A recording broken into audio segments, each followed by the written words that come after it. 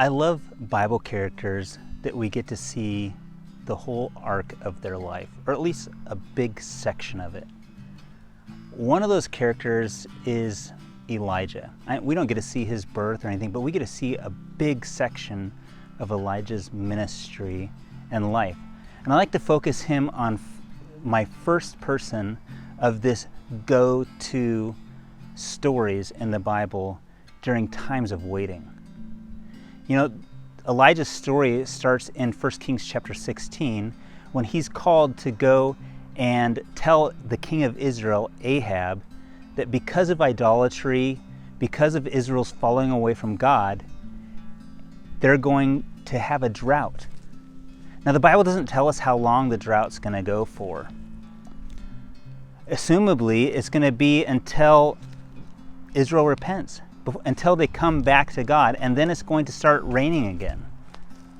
So Elijah, after he delivers his message, is a wanted person. Ahab is on the look for him. At first, I think Ahab doesn't believe that this is going to really happen, but then all of a sudden, after no rain happens, Elijah's a wanted man.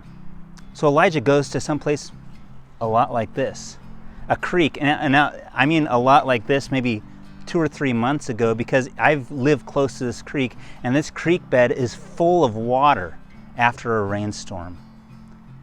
But it's been 2 or 3 months since our last rain here in Sacramento, and I almost feel like this is pretty similar to what the creek might have looked like for Elijah after a few months.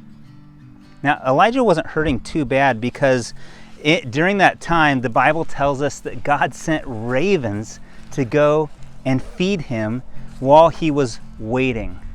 In other words, God provided for Elijah's sustenance in a miraculous way through those ravens. But pretty soon the creek is dried up. There's only puddles left. There's no water, at least drinkable water, for Elijah, and he knows he needs to move on. And so Elijah, 1 Kings chapter 17 tells us that Elijah was pushed out to go somewhere else to try and find food and sustenance. You know, that reminds me of a time like when I was a student missionary. When I was a student missionary, I was on a pretty remote island, and there was no running water, which made it kind of fun. It made a great experience. There's no electricity. And what we had to do was we would only get mail once a week, and it would come on a plane, but that plane was a tiny little plane, and it wasn't big enough to hold food items for us.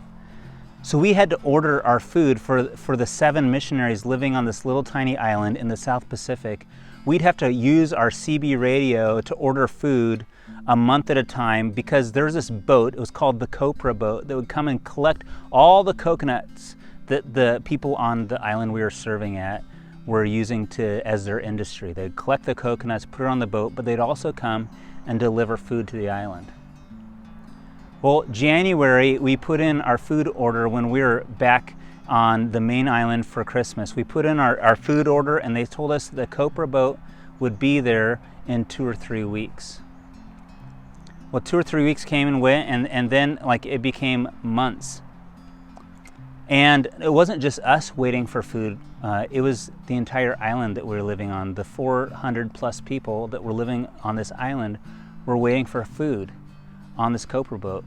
And we'd ordered probably 80 pounds of flour. We'd ordered 120 pounds of rice. We'd ordered flats of canned food. We were waiting for that to all come on this boat. And our buckets were getting empty of all this food.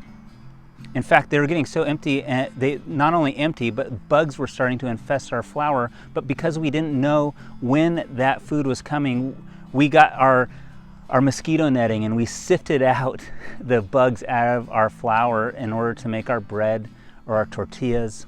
And I remember the point where it got really desperate, where we weren't sure still. The radio kept saying, I think the boat might be leaving next week. And the next week would come and the boat still wasn't on its way. It was still stuck in the harbor on the main island.